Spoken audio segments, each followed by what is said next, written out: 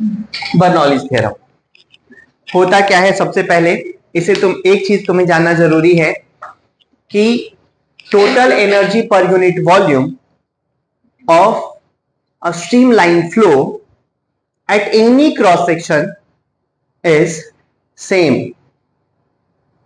फिर से अच्छा लिख के बताता हूं बर्नौलीज थ्योरम क्या कहता है। चलो सबसे पहले डायग्राम बना लो, सब लोग मेरे साथ साथ बना लो।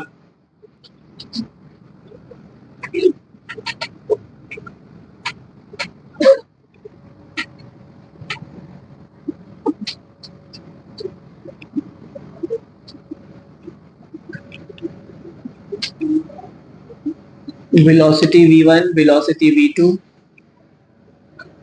displacement x1, displacement x2, area of cross section a1, area of cross section a2, rho density of the liquid, different height है h1 h2। पहले डायग्राम बना। चलो बर्नौलीज थ्योरम क्या कहता है सबसे पहले ये समझ लेते हैं, उसके बाद हम इस चीज को प्रूव करेंगे। बर्नौली थ्योरम कहता है कि मैंने यहां पर एक पाइप दिखाया, ठीक है, जो कि डिफरेंट हाइट पे जा रहा है। इस पाइप के अलग अलग क्रॉस सेक्शन एरियाज हैं, यहां पर है a1, वहां पर है a2। वैसे स्पीड v1 ज्यादा या v2 ज्यादा? v2 ज्यादा। जब हम नैरो कर देते हैं तो स्पीड बढ़ जाती है। ओके, अब इस कंडीशन में क्या करना है कि यहां पे, ठीक है, यहां पे अगर total energy per unit volume की बात की जाए, टोटल एनर्जी में कौन कौन सी एनर्जी हमें काउंट करनी है? Pressure energy per unit volume, kinetic energy per unit volume, potential energy per unit volume. इन तीनों का सम हर जगह बराबर होगा। मतलब यहां डिफरेंट क्रॉस सेक्शन पे हर जगह इन तीनों का सम बराबर होगा। यही कहता है बर्नौलीज प्रिंसिपल। क्लियर है ये बात? अब इसको हम प्रूव करने वाले हैं, यूज करेंगे work energy theorem. Pressure energy per unit volume, kinetic energy per unit volume, potential energy per unit volume, तीनों का सम हर क्रॉस सेक्शन पे बराबर होगा। This is equal to this, और कहीं देखते तो वहां पर भी हर जगह बराबर होगा। वर्क एनर्जी थ्योरम कहता है काइनेटिक एनर्जी में change equal to work, potential energy में चेंज इक्वल टू वर्क। अगर दोनों बदल रहा हो तो total change in mechanical energy is equal to work. Done? ये है वर्क एनर्जी, वो हम लोग यूज करने वाले हैं। ठीक है, चलो पहले इसका स्टेटमेंट लिख लेते हैं।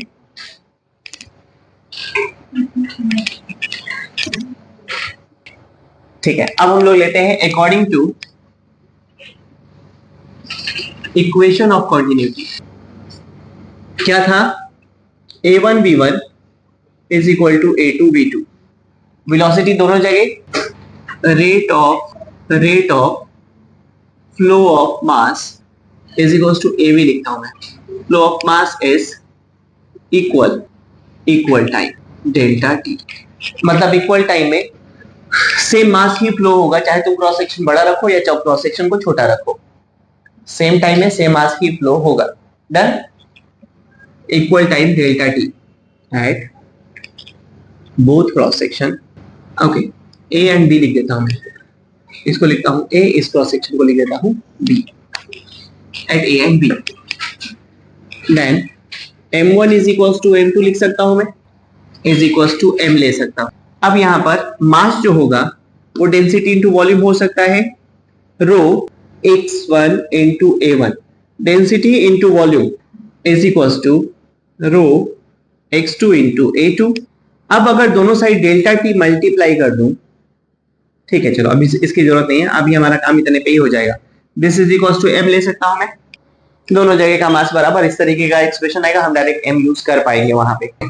अकॉर्डिंग टू हम लोग लेने वाले हैं work energy theorem is equal to delta kinetic energy is equal to half mv2 square minus half m1 v1 square. चलेगा? अगेन हम लिख सकते हैं work is equal to delta of potential energy half m2 gh2 minus half m1 GH1। Clear है? Total work is equal to sum of kinetic energy plus potential energy में change. हम लिखते हैं total work W is equal to W के लिख देता हूं, WU लिख देता हूं, काइनेटिक और पोटेंशियल का work. Total work is equal to WK plus WU। ठीक, कैमरे में आ रहा है ना? अब यहां पर आते हैं, W is equal to M2V2 square minus half M1V1 square plus, अरे MGH में हाफ कहां से आ गया? बोलना चाहिए तुम लोगों को। कोई भी चीज अगर तुम्हें कुछ अलग जाती हुई दिखाई दे रही, जो कि तुम्हें लगता है कि नहीं होगी, वो मिस्टेक भी हो सकती है, तो टोको। एक पोटेंशियल एनर्जी MGH होता है, हाफ MGH कब से होने लग गया? सवाल तो कर सकते हो तुम लोग। M2GH2 minus M1GH1, done. Total energy में चेंज ले लिया हमने। ठीक है, इसको ले लेते equation number 1। Next again in terms of pressure, work is equal to work at 1 minus work at 2।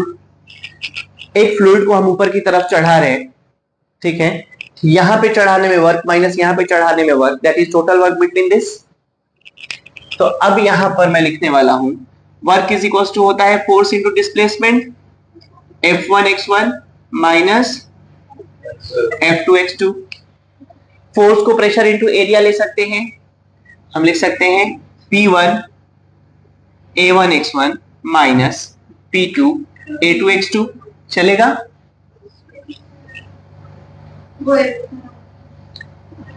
अब यहां पर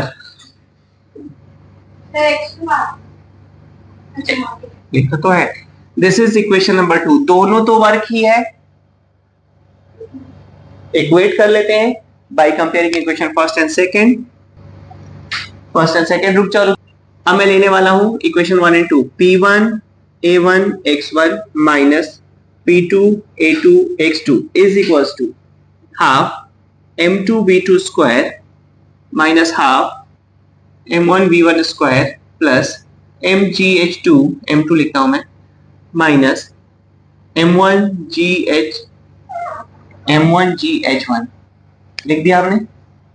अब A1x1 को मैं M अपॉन रो लिख सकता हूं, ठीक है, तो यहां पर मैं लिख रहा हूं P1 M upon rho minus P2 M upon rho is equal to, M सब में से कॉमन आएगा, देख लो, M कॉमन कर रहा हूं मैं, half V2 square minus half V1 square plus GH2 minus GH1। M सब में से कॉमन आके कैंसिल आउट हो गया, रो उधर लेके जाते हैं, P1 minus P2 is equal to half, हाँ इसे P2 होना चाहिए, ठीक है, ये बना। अब 1 को एक साइड 2 को एक साइड ले लेते हैं। चलो 1 ले लिया तो क्या बना, P1 plus half rho V1 square plus rho GH1 is equal to P2 plus half rho V2 square plus rho GH2। इसका मतलब pressure energy plus half rho V square kinetic energy plus potential energy rho GH is equal to constant. ये है Bernoulli's theorem, जो कि maximum तुम लोगों के स्कूलों में पूछा जाने वाला है। क्लियर है?